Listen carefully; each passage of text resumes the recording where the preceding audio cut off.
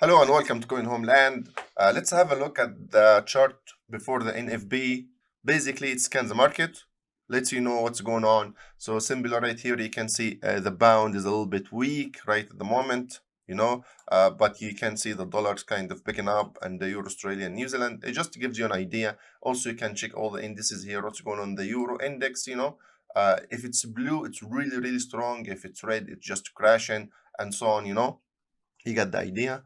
Right there, if you click here in this portion, because it has two portions, if you click in this one, then what you get is all these signals right here. It tells you each currency, if these ones, and the buy power, the selling power, and the delta. What you care about is mostly the delta. So basically, the higher the numbers, the better. So pound dollar is really weak now.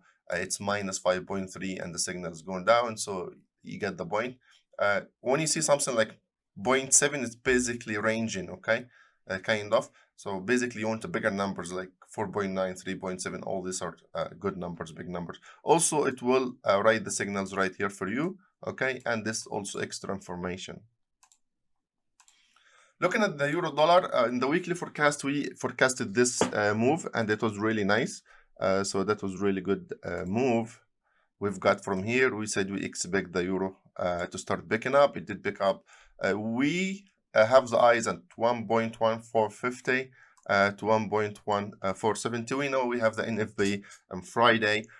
So far, we are at the 50% fib levels from the top. So we're sitting the 50. What we can see is one wave up, just because we have a lot of stocks to report their revenue today, so we may get a push in the stock market that's gonna send the dollar index down. So basically, what we can see, one more wave up here to 1.34 and possibly 1.370 right here. And from this price, from around this area here, we can get NFB very bullish. If it's gonna be positive numbers, then we can see this is going down. If on Friday the NFB is negative, this may continue all the way down here to this area. But I think from this area right here, this is a good sell. Okay, so this area between 1.37 to 1.45, don't take any more buy. If you have a buy, try to wait to take your profit, or take your profit and wait for a sell. Okay, so the plan right now, don't short it here, wait. I think we're gonna get another wave to the upside. Okay, from here, if you're gonna buy, take your profit. If you come to this area right here and you see a good sell signal like this one or that one or this one, as you can see in the Upco trading system, which is available on our website, you guys can download for a small fees. So you can actually take the sell, okay? But don't rush to sell it right now, because we can see one more wave to the upside, okay? Is the pound dollar is the same story. You guys keep in head. We have big news coming from the Central Bank of England, or the Bank of England. So simply, we expected the dollar index to fall, and that's what happened in the pound. Of course, it did go up. Basically, this is just a small correction right now before the storm coming. So if they increase interest rate, or they have a statement, or a report about tight monetary policy, then the pound is gonna shoot up like crazy, and possibly we go all the way to 1.367. Okay, so don't rush too much to sell the pound. Wait a little bit. We may get another wave to the upside. Okay, once it reverses and you get a good signal like this one, also it gives you a stop loss right here. And actually, you can also control this stop loss. If you click the plus C, it goes up. If you click minus, it comes down. So you actually can control your stop loss. It default at 1.2, but you can you can control it. If you get a good signal like this one, okay, or this one right here, or this one, just the price is coming back down, take this signal. Okay, see, that was buy, that was a beautiful buy. So 1, 2, 3, 3 beautiful signals, sell, all of them were perfect, and one beautiful buy is great. Okay, so that's how it works. So we have two news. We have the central bank. So we have news coming from the UK. That's going to affect the pound dollar. And we have news, the NFB coming from the USA. That's also going to affect the pound dollar. So we have two important news coming on, guys. Keep an eye on this. USDCAD, what we can see right here is this continue to fall, and watch this level. From here, we may get a bounce back up. The next one is Australian USD. Australian, because today we do expect a lot of revenue reports, so this may be very bullish to the stock market. Then it may take the Australian with it, so we may go to 72. Okay, don't rush to short the Australian USD. Also, now we discussed about this buy was really good. See, that sell was good, that buy was good, the previous sell was good. It has been going really good. Euro Australian, don't take any more buy, guys. This is for our time frame. So basically from this area only a sell. You can either sell from now or wait a little bit. And your target, first target 1.55, second target 1.54. Don't take any buy in Euro Australian, only sell. Okay. Second one is Euro New Zealand. It's the same scenario. We are running to this resistance. Don't take any more buy. Okay, buy is done. Buy is done. Only we're gonna wait for a sell. Okay, only next wave is a sell. Euro Canadian is the same scenario. Wait a little bit. You may get a higher price from here. Then we start going down with the stock market going up. Pound Australian. What we can see here, if the news from the UK are very bullish, we are gonna run all the way up to 1.93, 1.94. I don't want you to join this one because it's a little bit risky. If you get stuck here and the news are negative, you're gonna be in a very bad situation because that's gonna be a very bad bull trap.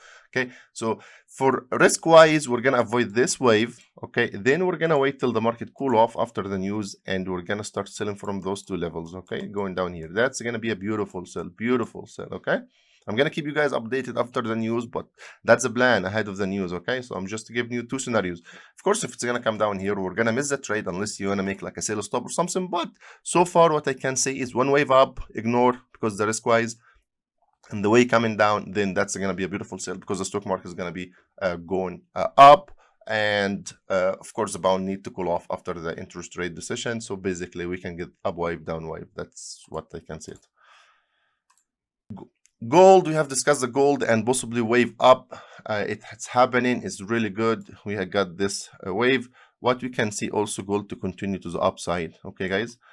So basically, but be careful. Gold is going to be a little bit risky because all the news and the inflation and all the interest rate decisions and stuff like that.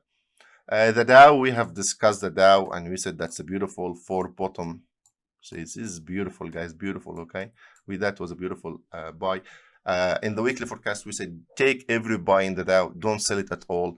This is going to 36, then 36,900, and it's gonna go to 37,500 soon. Okay, guys, 37,500.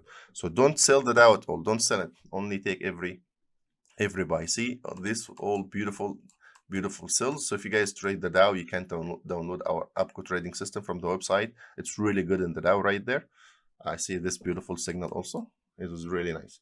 Okay, guys, the second one right here, or the next, is Nasdaq. So Nasdaq, because yesterday the like some companies' revenue report were really bad, so they did affect Nasdaq a little bit. But in my opinion, I see this is a good place to start actually buying. We actually did buy from here, and we issued a sell signal from there. It's in the Telegram free report. You guys can check it out. Free signal. And from here, I think that's a beautiful buy. We can take to 15,969. You have to play the game really well. See, that was a good signal. That was a good signal. Right here, we did start buying from here, and we said that in the weekly forecast, we did sell this correction, and we are going to buy this. It's no secret. We're just, sharing everything. Okay, guys, have a wonderful day. Last one was the SPX. So just is going to be the same story. So only bullish. It did bounce from 4,216, 4,268. So that was a very solid support, 4-time support. It started bouncing back. A small correction because, as we said, the revenue from some companies were bad. Like for example, PayPal. PayPal is just gonna crash, gonna continue to crash. And the reason for this, PayPal minus 25% almost yesterday. And the reason for this, guys, because PayPal, first, it is expensive. Exchange rate is expensive. Now it's getting too much competition from the cryptocurrency payment gateways. So that's very, very competitive for PayPal, and they will not be able to compete with this. So that's why their revenue is coming down and the share price is coming down.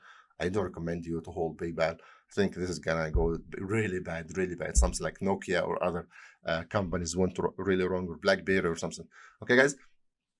So don't hold any PayPal shares. That's bad. It's going down, and just further down.